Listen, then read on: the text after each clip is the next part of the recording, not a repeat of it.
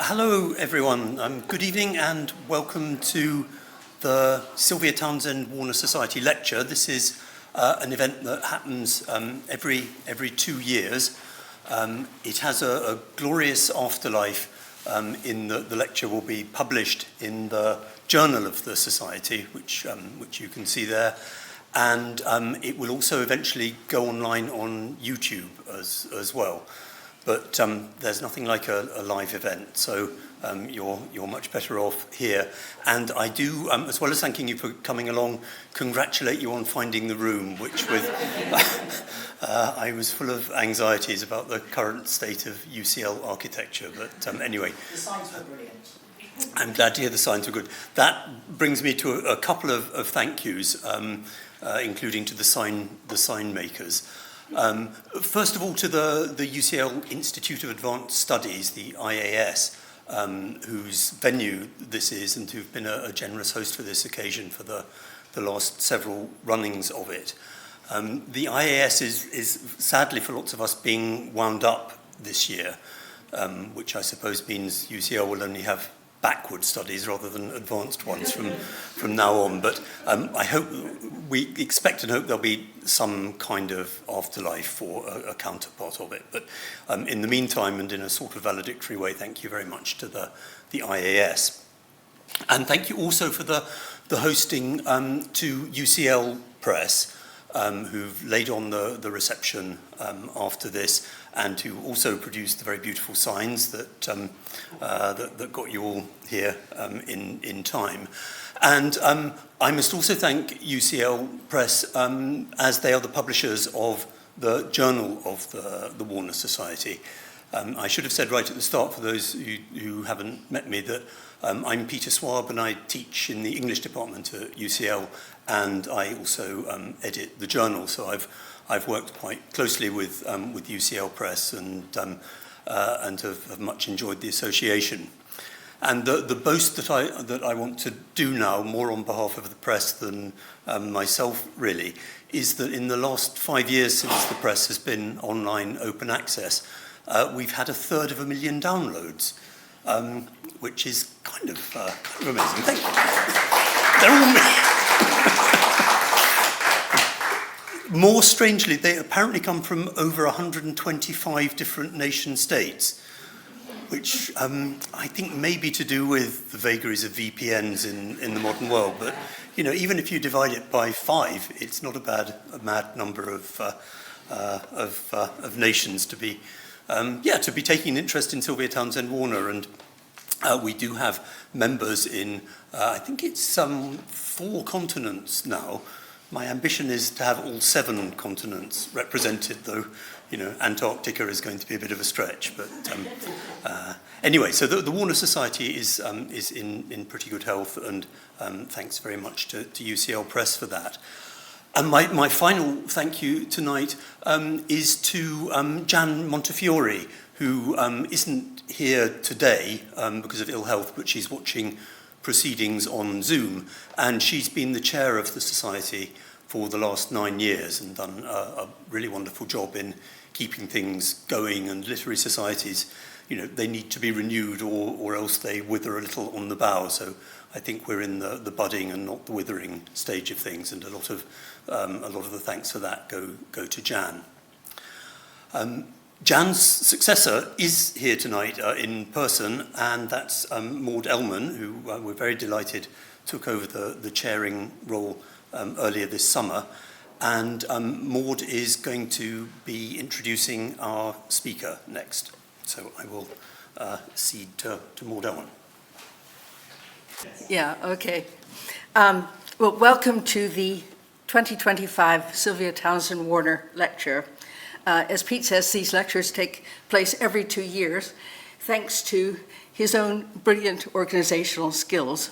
And as he mentioned, he's also editor of the Journal of the Sylvia Townsend Warner Society and a leading scholar of Warner's formerly neglected masterpieces. So today, it's an honor and a pleasure to introduce Harriet Baker as this year's lecturer. Dr. Baker, or Harriet, if I may, soared to precocious fame Last year, with her inventive monograph, Rural Hours, the Country Lives of Virginia Woolf, Sylvia Townsend Warner, and Rosamond Lehmann, which won the Sunday Times Charlotte Aitken Young Writer of the Year Award in 2025.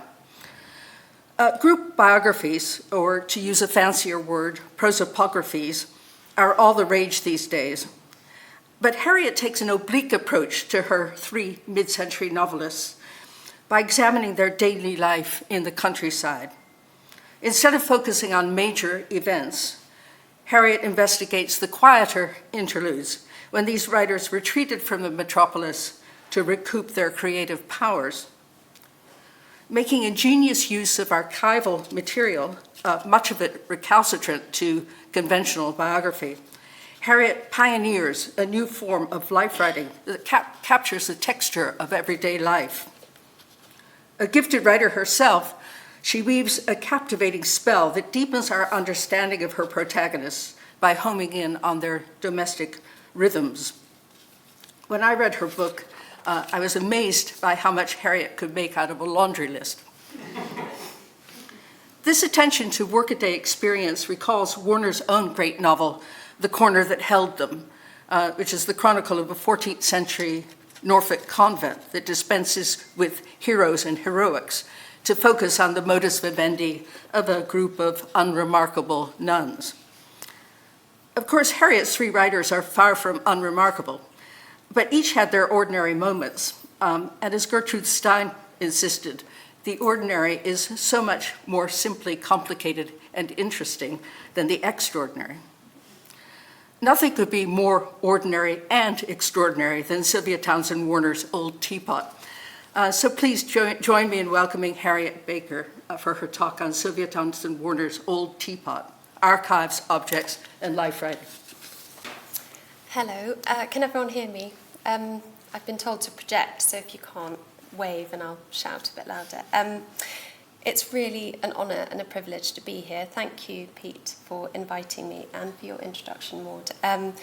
I really came to Warner, obviously through her novels, but the Sylvia Townsend Warner Society was such a part of my growing to know and love her.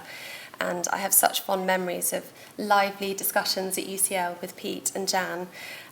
So those are very happy days that really fed my research into Warner.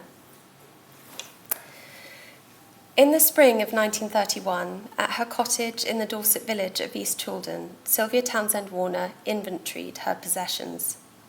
Taking an exercise book, which had begun life as a visitor's book, recording the first visits of London friends, including her publisher at Chatto, Charles Prentice, and her charlady, Mrs. Keats, she moved slowly from room to room, listing their contents. Beginning in the sitting room, she catalogued the papier-mâché chairs and the gilt wall mirror, the silver candlesticks and coal scuttle, and the smaller objects on display, the 3 lustre jugs on the mantelpiece, 1 pink and white, 1 silver and 1 gold, the blotter, inkpot and inkstand on the writing table, and the Bible and prayer book on the chest of drawers. Next, she opened the china cupboard and recorded the numbers of creamware fruit and cheese plates, the egg cups, the liqueur and sherry glasses, and the coloured glass decanter with its stopper. From the wooden chest, she wrote down all the household linen, the blue tablecloth and matching napkins, the pairs of bath towels and the patchwork quilt, and her collection of linen sheets. Finally, in the kitchen, she listed the soap tidy and the kitchen pails, her aluminium saucepans, the egg timer and thermos flask, and all her utensils, crockery, and cutlery. The list is both intimate and terribly ordinary. It is a condensed form, an accumulation of material details, a history in miniature. It produces a still life, an image of an empty house, the glasses in the cupboard glinting, the dining table glossy and bare, or a tableau, a moving image of a woman sorting and sifting, thinking about what she already has versus what she needs, establishing what needs to be cleaned or mended, planning future meals or the washing. Was she impatient with the task she had set herself? There is a painstaking element to the list. Perhaps it took all morning. As Sylvia listed the objects, she also described them, the materials from which they were made, their colour. The effect is cumulative. The list builds to a kind of poetry, sustaining its own rhythm. The inventory was part of Sylvia's developing project of documenting every aspect of her new life at Miss Green, the name she had given affectionately and a little ironically to the cottage in tribute to its previous owner, an elderly spinster. But it also had a deeper meaning. Sylvia was at a threshold in her life. In March 1931, she had been living in the cottage for a little less than 6 months. The previous autumn, her life had dramatically changed course.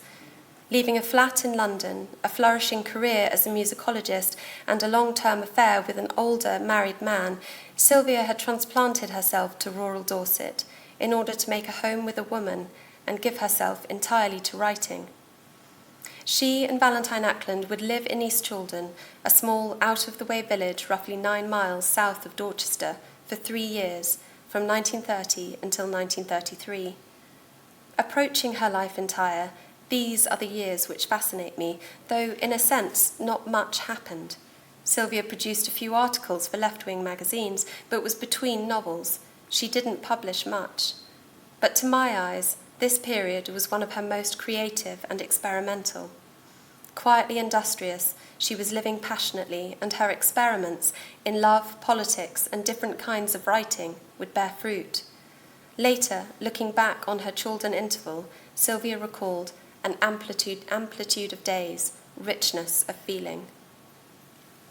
Coming upon this inventory in Sylvia's archive marked a shift in my research, from books to things, from facts to feelings. There was initially a sense of satisfaction in recognising some of these objects from elsewhere. The prayer book, a 1787 edition of the Book of Common Prayer, which Sylvia and Valentine named Mrs. Johnson and took to reading from in front of guests. The patchwork quilt she had sewn during the summer of 1930 according to the English paper piecing technique, cutting the hexagons out of the London Evening Standard. Her precious linen sheets, bought with her first wages in 1918. Already, her life could be measured in things. But there was also a sense that the inventory and the writing of it revealed something acutely personal, more so, perhaps, than the writing of a diary or letter.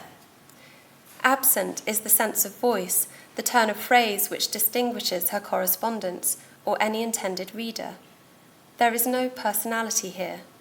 Instead, the inventory reads quietly, purposefully, as though, in recording her possessions, Sylvia were doing more than simply fulfilling an unusual domestic task, but was also answering or tending to something in herself. Reading the inventory also had the quality of an encounter. It was the closest I felt I had come to Sylvia, to witnessing her private life, or the life she lived behind closed doors.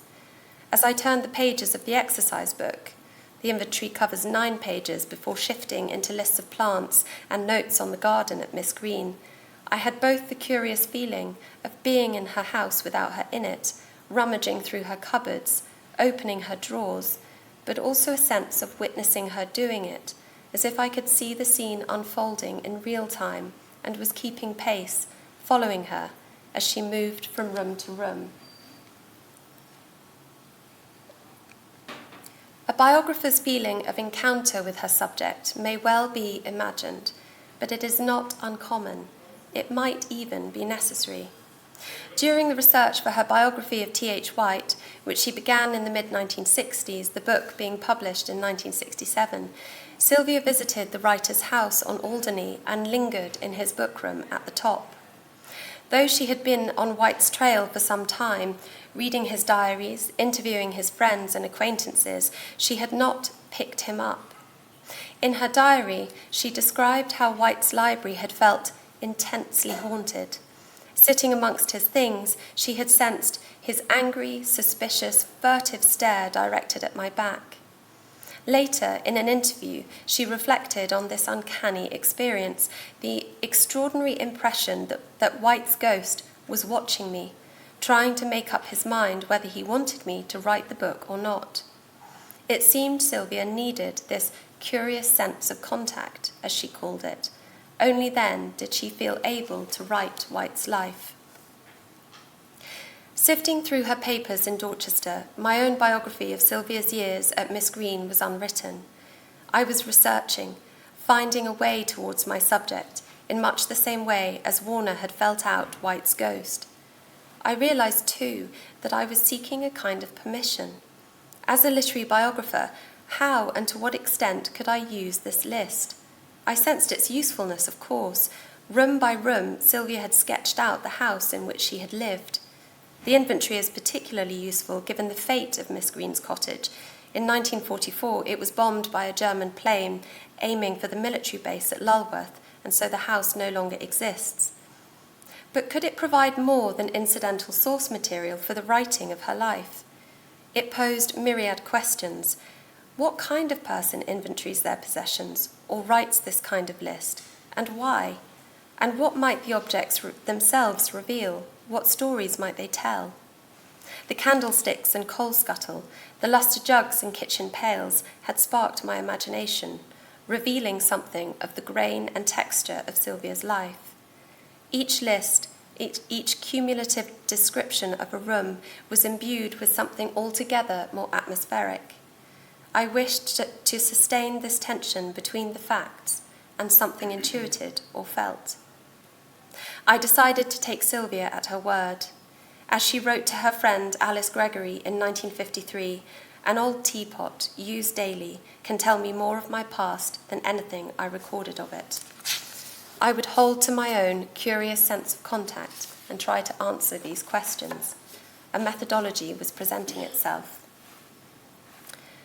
Unlike White, Sylvia was a friendly ghost and a helpful one. She kept everything. Besides her diaries and letters, her archive contains cookery and gardening notebooks, household memorandum books, visitors' books, scrapbooks, keepsakes, and gifts. Much of this material refers to her life at Miss Green. It became clear that during this period, Sylvia's attention was diverted from novel writing to homemaking with Valentine, and that their relationship, evidenced in hand-stitched booklets of love poems, biro doodles of their cats, notes hidden in typewriters, was becoming her bedrock.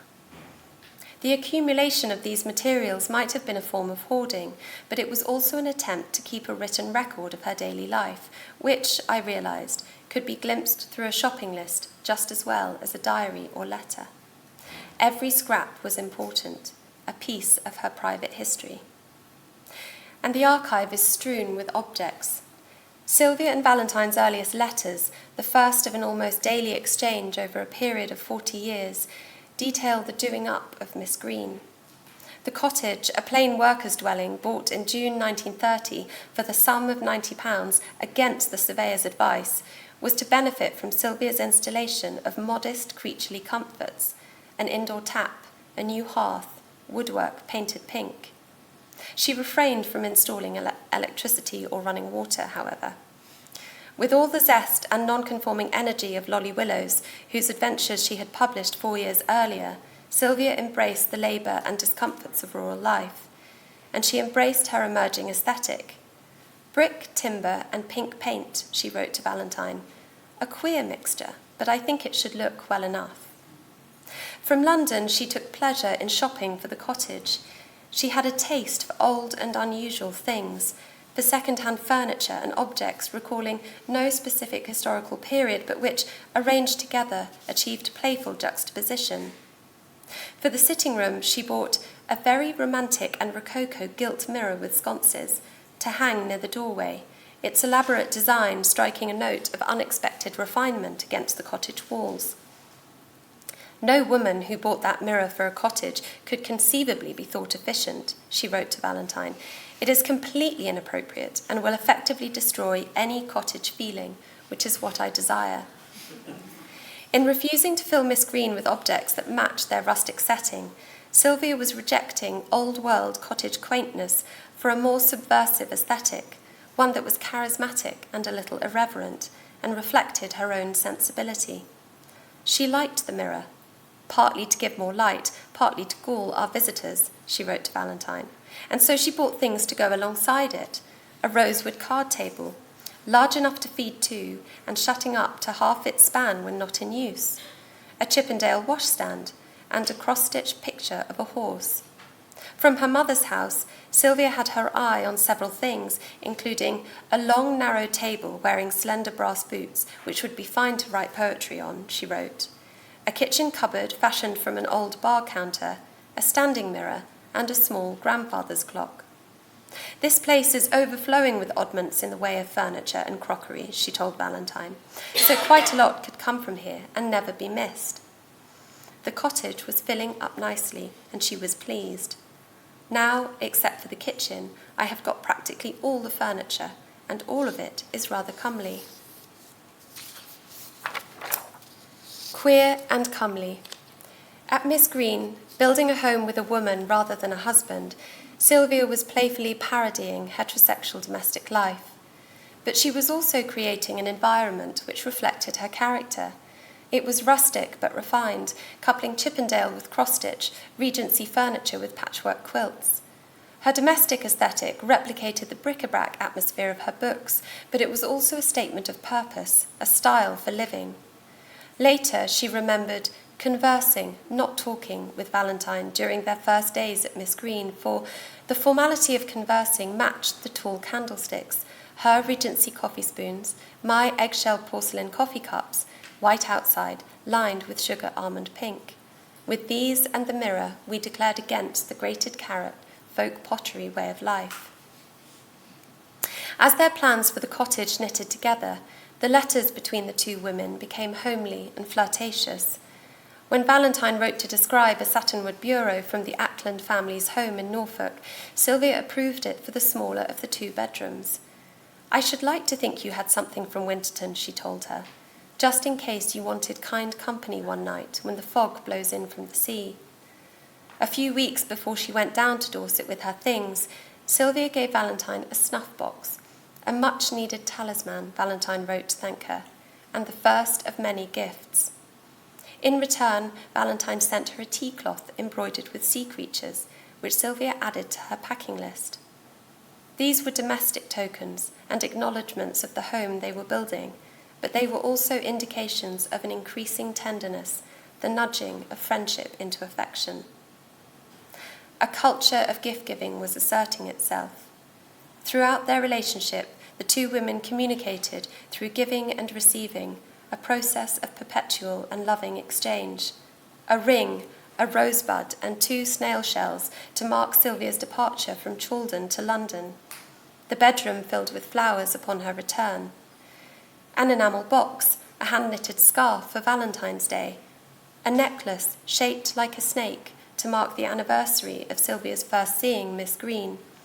Ceremonial suppers of Osmington lobsters, or oysters and truffles cooked gently in cream to celebrate their first night as lovers, or their marriage night. All these were events which made up their private calendar year.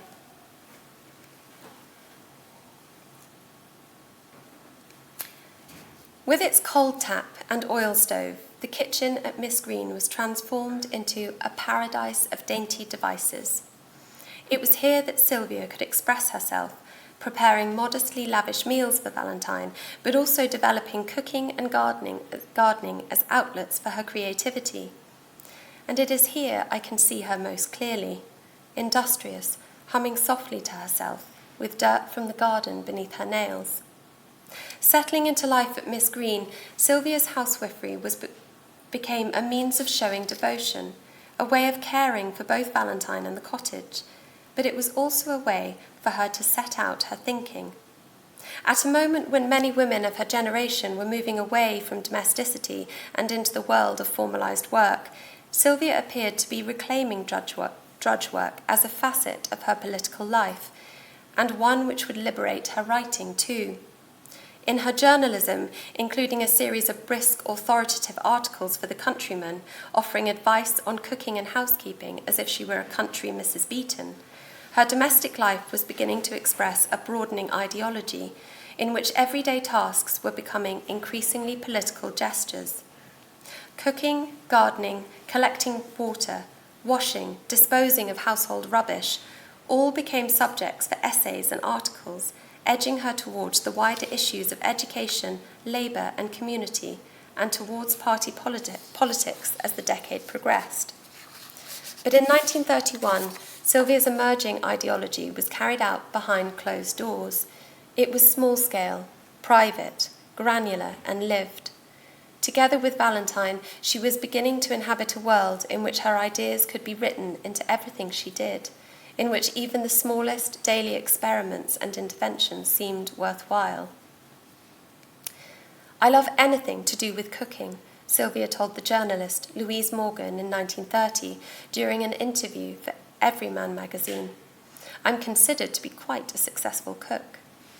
In her London flat, where she had first learned the habit of living trimly off a small salary, she had recorded recipes in a large cream-coloured canvas notebook. Now, in Dorset, it flourished with country ingredients and additions from new friends. She contrived salads, sea kale and with tomato, apple and watercress with vinegar cream, and, when Valentine had been handy with her rifle, casseroles, hare with prunes, pickled walnuts and marmite, or pigeon with bacon dripping. She made sandwiches with hard-boiled eggs and combinations of garden herbs, leek and onion pie, vinegar loaf, sweet and sour apples, and boodle cake. In the kitchen, Sylvia was inventive and economical. Her inclination towards frugality infuriated Valentine, who was prone to treats and overspending. "I suppose in time I shall learn not to make this housewifely fuss over small crusts of differences," Sylvia wrote in her diary after an argument. "It is just like, my God, I must not waste that half tomato," which is so maddening to her. Her compulsion to use and reuse was both an effort to save money, a habit learned from living alone in London, but it was also a feature of her increasingly anti-waste ethic. She was an excellent cook and could find a purpose for everything. A Sunday chicken saw its way through the week, boiled with rice on Wednesday, made into a mousse on Friday, and vegetable scraps were thrown into a stout aluminium pot. "With a stock pot, I can snap my fingers at tinned soups and meat extracts," she wrote in a dispatch for the Countryman. "At its richest, it gives me a consommé. At its most exhausted, the basis of a mulligatawny." She advised her reader to be wary of the pot turning sour from steam dripping back into it from the lid, and to flavour the contents using fresh garden herbs. These were essential for the cottage cook. In a bed visible from her kitchen door, Sylvia planted sage, mint, marjoram, tansy, chives, parsley, thyme, tarragon, hyssop, basil, savoury, southernwood, rosemary, and balm. And now she studied their flavours, recommending the more subtle and unusual. Such combinations as chives and nasturtiums, tansy and balm, thyme and southernwood are as exquisite as the usual mess of dried herbs is dreary, she counselled. In 1933, while she was living at Miss Green, Sylvia outlined an idea for a book on cooking. She was writing an article called The Kitchen Year for Everyman, in which she playfully compared the art of plain cooking to religion. "It is not for nothing, surely," she wrote, "that the chef's cap rises as high as the mitre, that an apron, and we may treat the difference between white linen and black grosgrain as immaterial, girds alike the loins of the cook and the bishop." And she was once more corresponding with Morgan, now the magazine's editor. "What would please me most would be for you to carry on your crusade for cookery as an intellectual thing," she wrote to Morgan, "and commission me to do a series of superior counsels from the kitchen, say 6, one a month." Suddenly enamoured of this idea, she drew up a list of chapters for the book, which was to be called The Devil Sent the Cook. Chapter 1, Fish ransomed from the frying pan. 2, Salads. 3, Unusual breakfasts. 4, Other herbs than parsley. 5, Sauces and flavours. 6, Traditional and countryside recipes. Her motivation was partly educational. She had already condemned tin foods in the Kitchen Year, and now took aim at idle and unimaginative modern cooking. "Think what it would be," she wrote to Morgan, "to teach only 1 per 1,000 of our population how to make a salad that is not a green porridge soaked with vinegar and invariably trimmed with a tomato and hard-boiled egg."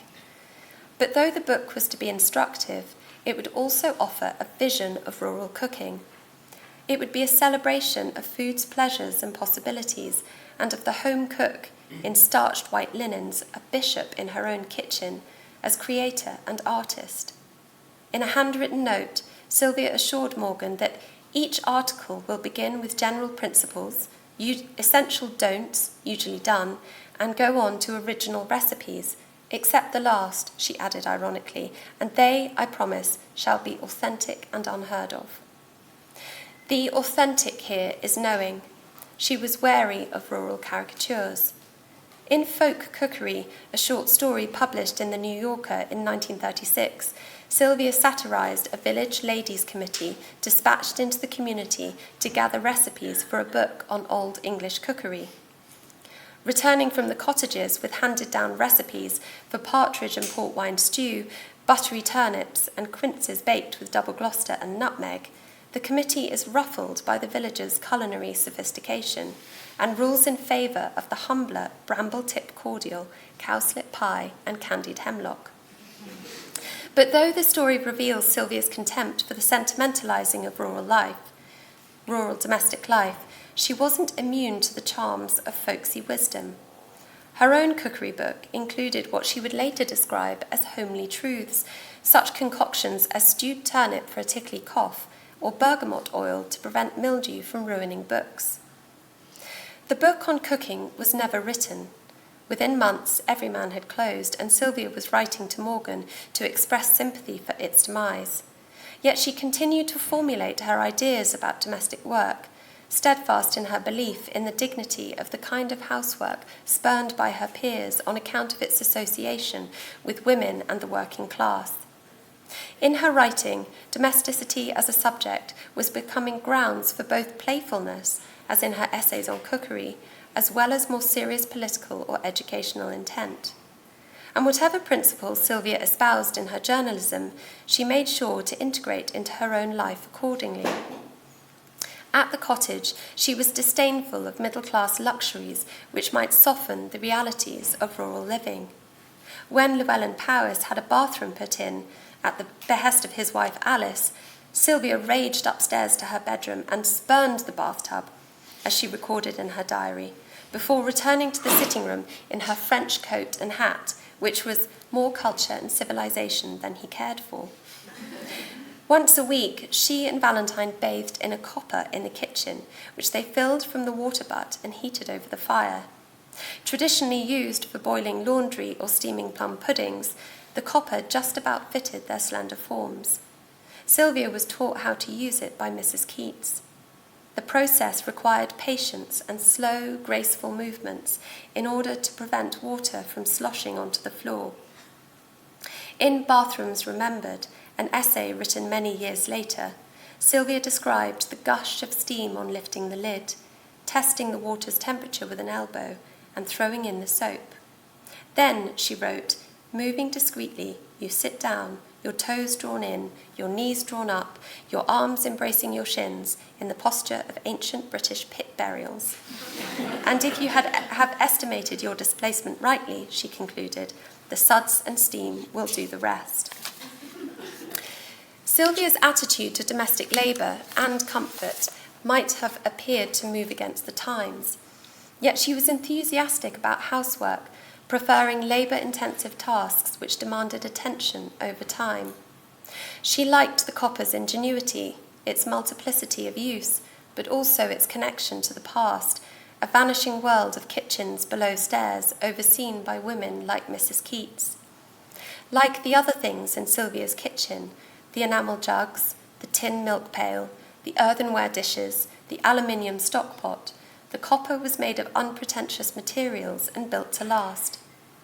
It accrued meaning through usefulness and bore the marks of age, a patina of human handling.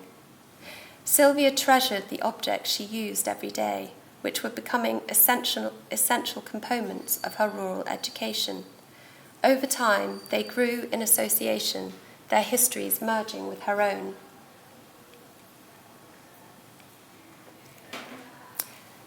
Giving this lecture in 2021, David Trotter described Sylvia as a homebody, and I thought how I would like to reclaim this identity for her and celebrate it. Doing and documenting, Sylvia was embracing the creative potential of domesticity, whilst developing a political element of her homely aesthetic. In recording her adventures in kitchen and garden, she was practicing forms of record keeping, like the good communist she wished to be, taking up her role as documentarian of the domestic, an archivist of her own experiment in rural living. Her inventory of Miss Green would come to stand as a record of her time at the cottage, but it was an emotional reckoning too. Sylvia was stock-taking the life she had built with Valentine, a life which had rescued her from loneliness. Her list of household objects, the tablecloths and jugs, the decanters and dishes, the pudding plates and the fish kettle, reads like any wedding list of a newly married middle-class couple in the mid-20th century, a collection of acquired belongings which, with additions and subtractions, broadly follows the course of married life.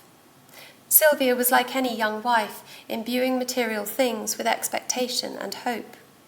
With each list, she was laying out her vision for the future, of the rooms she would inhabit with Valentine, of the bed linen they would lie in, the meals they would eat off the plates. Accounting for her life, object by object, she was taking the measure of her gold, as if to secure her happiness in things.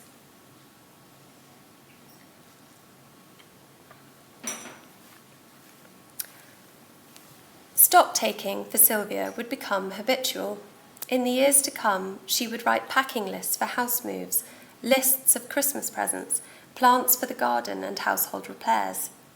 She spent the war years working with the Dorchester branch of the Women's Voluntary Service, contributing to the day books, a continuous handwritten inventory of moth-eaten blankets, saucepans, second-hand clothes and books. Thinking about history through smaller domestic worlds and material goods would become her source material for the corner that held them.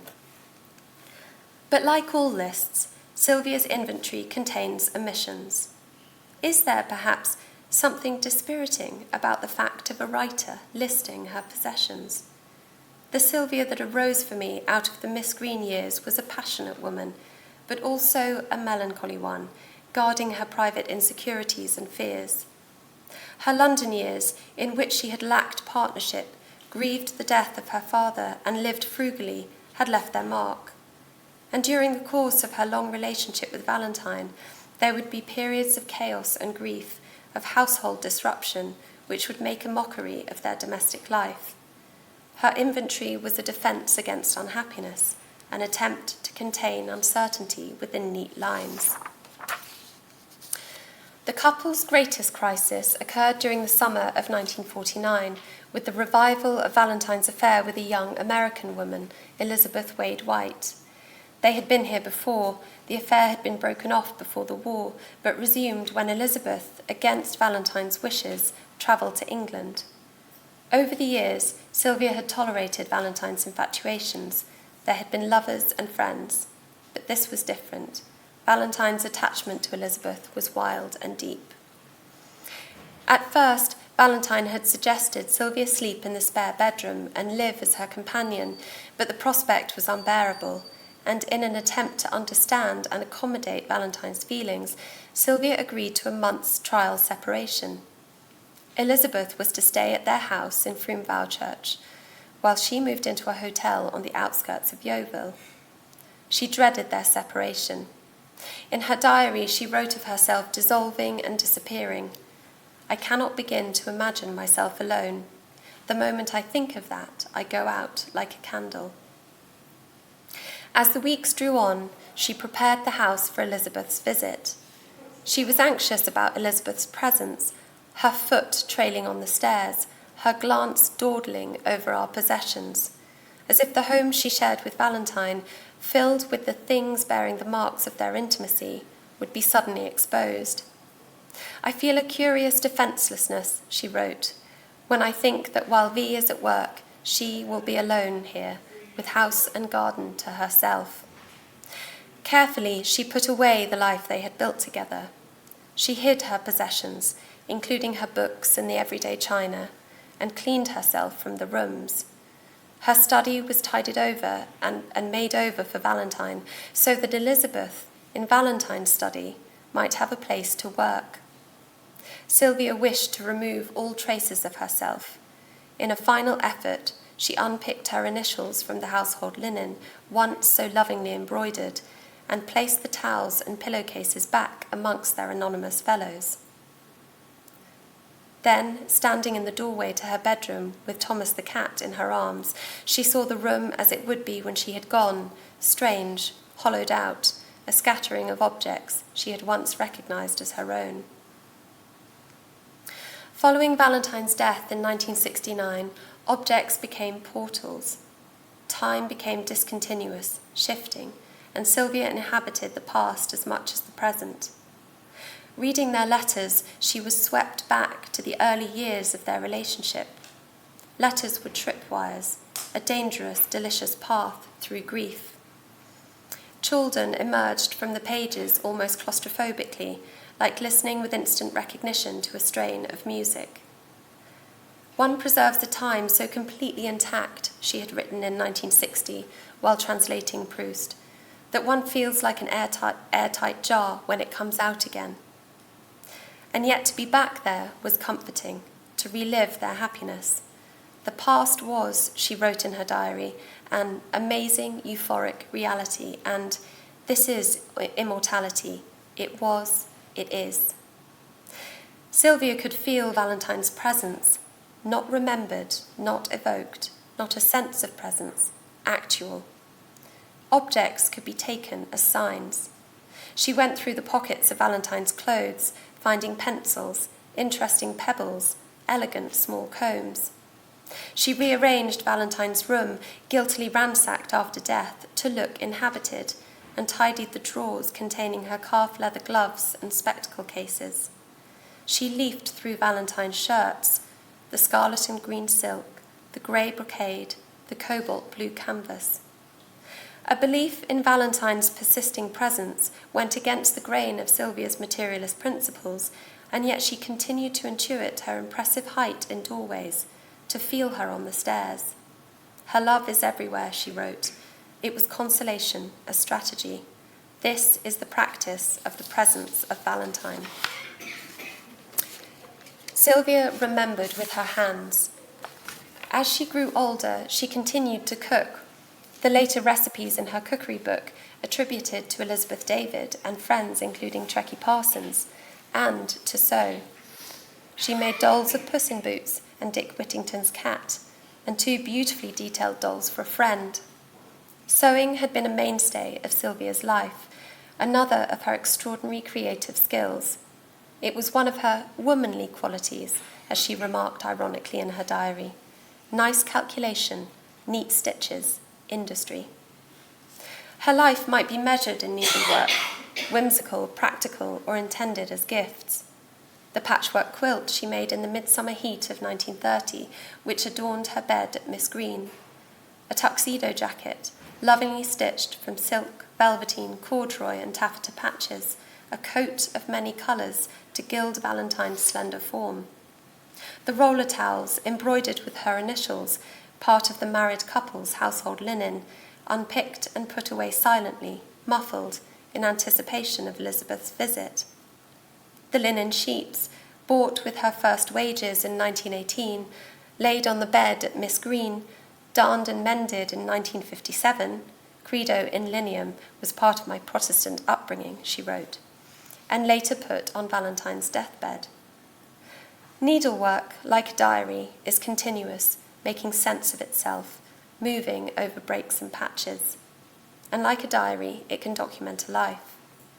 Over the years, sewing had been Sylvia's salvation in moments of doubt and discord, a way for her and Valentine to broker distances, to re-knit together, which is a phrase that she often used. A private history of repair and renewal.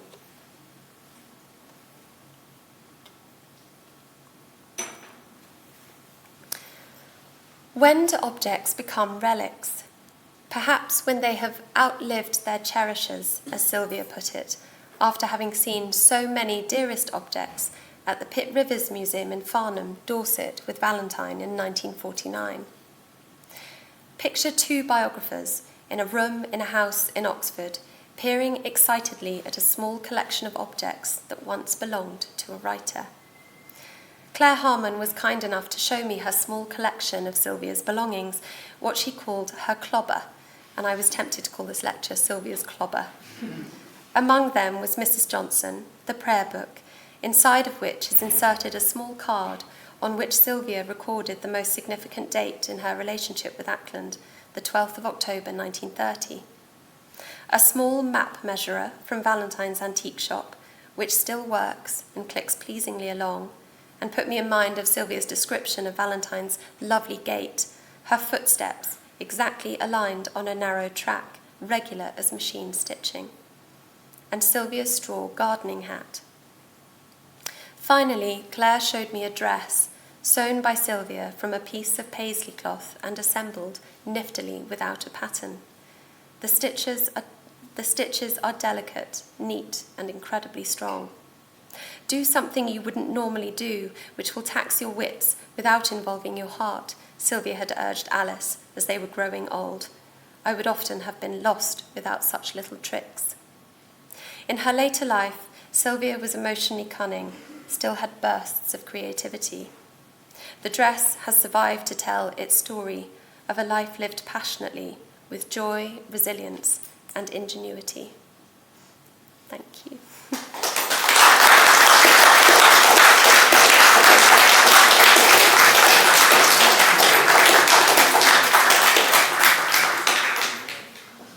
Thank you very much, Harriet. It's a fascinating, lovely talk. And it also, in a way, leads to the cover of the journal, which is a detail from the gown that Sylvia made for Valentine. And the background of today's poster shows some of that stitching that you were talking about.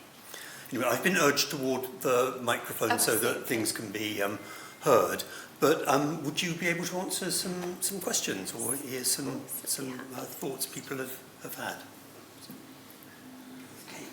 I was unexpectedly moved by the description of Sylvia unpicking her letters, because I've read that several times, but hearing you say it aloud, I almost got...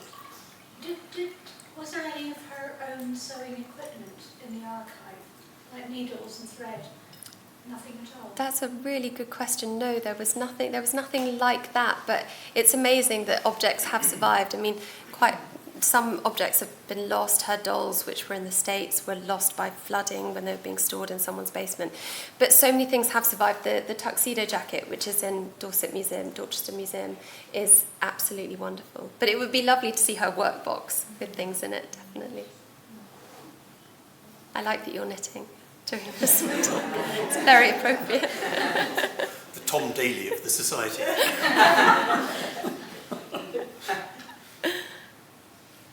When we were both working in the archive, I remember saying to you, I'm sick of reading about a Henry Sheets. And you said, well, that's what I'm really interested in. Let me know when you come across the Henry Sheets. So I could only put that down as one of the world's biggest mistakes. But what interests me is how you tell a life through the objects. And I think of reading a similar thing about Jane Austen, Life Through the Objects. Would you see that as a useful additional way of understanding the writers who matter to us a lot? I think so, and I'm grateful to you. The Credo in Lineam, you sent me that quote, which was very helpful in sort of formulating my ideas about Sylvia. I suppose I wanted to approach life writing a bit differently, and Sylvia's archive afforded me that because it's so full of these amazing things, and also the sort of granular detail with which she documented her life. I was just very happy and excited to reclaim the kind of homebody identity for her and try and see that as a way of thinking about her life and also her work, because domesticity and objects is such a part of her novels as well. Writers at home. I think that's why not? Thank you. I'll give it that. That was a wonderful lecture, and I found it very moving as well. Teapot found it interesting the way you talked about encountering objects in the archive at the beginning. And I think that often that can have a kind of voyeuristic quality, because you're seeing items which were not meant for the public in relation to the published works. And I just wondered that she seems to have kept or just created so much for the archive, whether she was keeping these lists and diaries for posterity as objects to be viewed and effectively being her own curator, or whether it was just something inside her, and if so, what was it that made her document her life, her domestic life, so closely? I think it's both. It's oh yes, sorry. So the question was mind blank. Can you help, Pete? Can you remember? I know how to answer it. Yes, it was. What was it? It was about. But essentially, why the archive is as it is? Was it a sort of conscious effort on Warner's part to do that? Yeah. So I was sort of formulating the answer, and so not expecting to remember the question. I think it was both. I think the archive is so sort of rich in that domestic detail because Sylvia had a sort of unexpectedly deep interest in domestic life, which is something that I really wanted to explore, and to explore as a facet of her creativity, but also her emerging politics during the period, and also just the idea that I don't think I've ever encountered a writer who puts their relationship as the most kind of central thing in their life, and so I find that interesting as well. Later, so around the time that she was commissioned to write the biography of White, she began to think about her archive in the future, and certainly after Valentine's death as well, reviewing their extensive correspondence, she began to organise that, put it into chronological order, but also write these amazing kind of passages sort of explaining the correspondence as it moves along, which must have been with an eye to publication, although she was writing to Maxwell at the time about consigning that to a tin box, and I like the idea of a tin box, another kind of artefact of her containing her things. But the idea that she was self-archiving, I think, is definitely true. And if I'm going to think about the act of self-archiving, I find that interesting as well, because when she's writing this inventory, she's documenting this period in incredibly granular detail. But if it's an act of self-archiving, then she's also sort of simultaneously consigning it to the past, that if something becomes a record, it's more with an eye to kind of making it the historical, rather than kind of living it in the present. So I think that there's a sort of slightly melancholy aspect to her archive as well, that to document one's life in such detail and to keep it all, I think there's something quite sort of fragile or fearful in that, as well as celebratory and interested and deeply engaged with one's daily life. There was a very personal, meditative quality to your talk, and I wondered if you as a writer have reflected on your own experience of domesticity, sort of as a response to what Sylvia has been saying. Has it changed your relationship with your own home?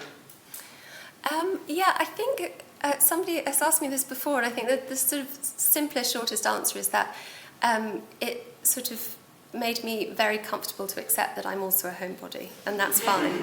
And that domesticity doesn't have to be a sort of separate aspect of one's life, that actually the doing and the thinking are very interwoven. And so on a kind of very basic, practical level, that you can achieve work in your mind while you're also doing, but that also doing is part of and I use the word doing. I'm thinking of the Laura Willows's very kind of maybe not angry, but sort of feisty speech to Satan at the end of Lolly Willows, where she says that women are as common as blackberries, disregarded, but she uses the phrase doing, doing, doing. And Laura's relationship with domesticity in that novel is quite fraught, but actually it's exactly the doing, doing, doing that Sylvia seemed to kind of thrive off. And so absorbing that into my own life, I think, yeah, I don't know what to talk about, sort of like doing my own laundry or cooking or whatever, but yeah, it's an unavoidable part of one's life, and so seeing it as a broader picture, a broader aesthetic, and actually a place to get work done, Now I have a toddler, I see that more than ever, that actually all time can be spent thinking about work and sustaining one's kind of creative life, definitely.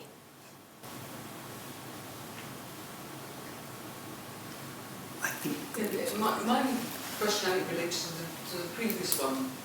You said you thought it was a melancholy packing away, but I did wonder, was she also recording it so people would read it in the future and know her life? Because I took the diary, and I remember at one point I just recorded the room that I was writing, but that was more because the diaries may or may not be read, but they're there kind of so that people in the future, and perhaps through that, possibly be in that moment as well. I wonder if there was an element of that in her writing. It wasn't just melancholy, but other people having that look into when she was at the screen. I don't know. I always find that question quite difficult to answer, whether writers have an eye for sort of future readers like that. I personally, I find that inventory a very sort of private document. In fact, I think it's one of the most private that I came across during my research. It feels like a private act. It feels like a private act that's part of a broader kind of emerging ideology and philosophy, that there's doing, recording, keeping, that's all part of a sort of bigger project. But at that specific moment, the inventory to me feels, sort of much more insular than sort of trying to paint a picture of a room for a future. But the descriptions of rooms in her novels and essays, I'm thinking of when she describes the cottage. I think it's in Drinkwater, St Lawrence. It's one of her early walks in Essex, and she describes the farm cottage and the room that she sits in so beautifully. That it would have also maybe been a sort of practice towards that kind of writing. Thanks. Oh, thank you. Is there any evidence of how readers of those magazines responded to her advice? Do we know whether anyone used the recipes and so on? Oh, I would love to know that. I don't know. She should have done a sort of advice column or receiving answers. The Countryman had quite an interesting history, because it was sort of set up by Robert Scott, who was a left-wing journalist who then went to a village in Oxfordshire. It's actually, I can't remember the name of the village, but it's where Sylvia finished writing Lolly Willows, and he was conducting this kind of experiment in rural regeneration. And at the time, it was very kind of vigorous. There were events put on in the village hall. Upholstery, I think, was one of them, and sort of and concerts were put on, and the villagers were sort of moved out of their houses in order for the houses to be improved, and it's interesting because that was quite a sort of paternalistic sort of attitude to the village and its state. I'm losing my train of thought. Sorry. What was the question again? Reactions to. Oh yeah. So I wonder whether those essays might have looked differently in the sort of the history of the Countryman and how that evolved. And I think maybe the journal might have folded at some point, and now it's seen as a kind of.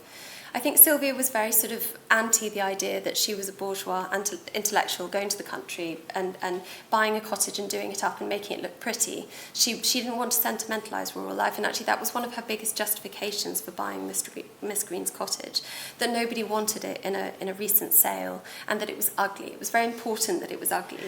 There weren't going to be any sort of casement windows and roses growing up the side. It was a functional dwelling.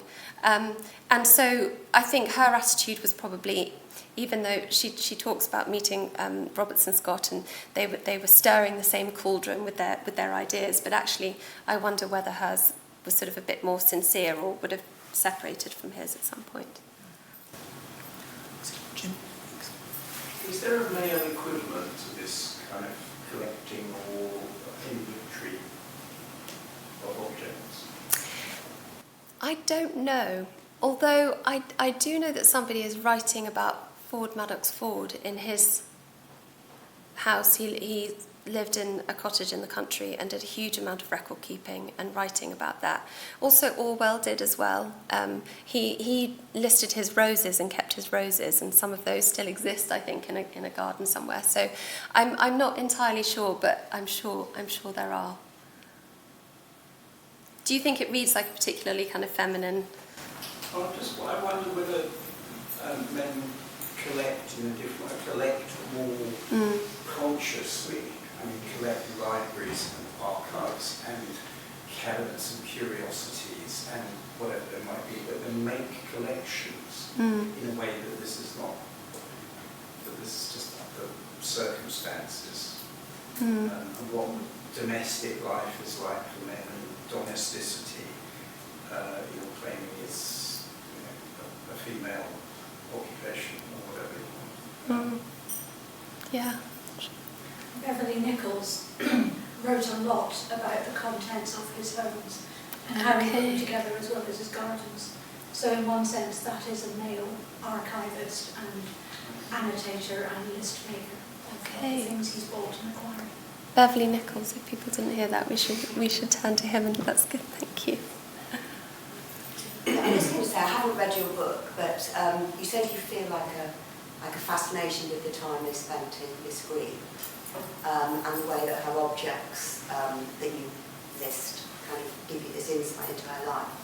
I just wondered if you felt the same emotional connection, because I live near East Shoulden and I regularly walk around there and walk up to Five Marys and along the top and back through with you, but whether you felt that same emotional connection to the nature and the landscape around there. I spent as much time as I could there. When I was researching in Dorchester, I made sure every time that I went to the village, I climbed the Marys and walked along the coast there as well. Yeah, although it's interesting because I think in terms of Warner's archive, she writes about the haunting of the landscape, and there are beautiful descriptions, but it doesn't seem as if she's interested in the kind of nature aspect of the place. I also wrote about Woolf and Woolf's time at Asham House on the Sussex Downs, and that seems like a much kind of deeper feeling for the landscape. In my thinking, Warner was more interested in the people that lived there and the kind of problems of agriculture and tithed houses and the conditions in which people lived. So Chaldon became a sort of, the landscape is like a sort of emotional backdrop to everything, but the village was almost her test case for trying out some of these emerging political ideas in the period. I think that my own sort of relationship with the play, mine reflects that in that the archive is where I wanted to be. So I do know the place. And it's sort of wonderful to stand outside the Sailor's Return and hear the sign creaking in the wind. It's a very interesting kind of atmospheric, kind of out-of-the-way feeling place. But I really just wanted to be amid her biro doodles of her cats, and that's where I really could sort of sense her.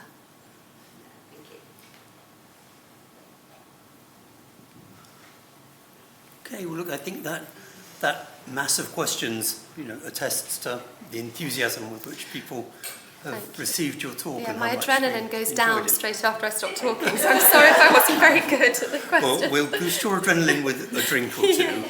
And I hope everyone will join us for a drink and could put further questions to Harriet and further chat among ourselves. And if we could just conclude with another vote of thanks to our speaker, Harriet Baker.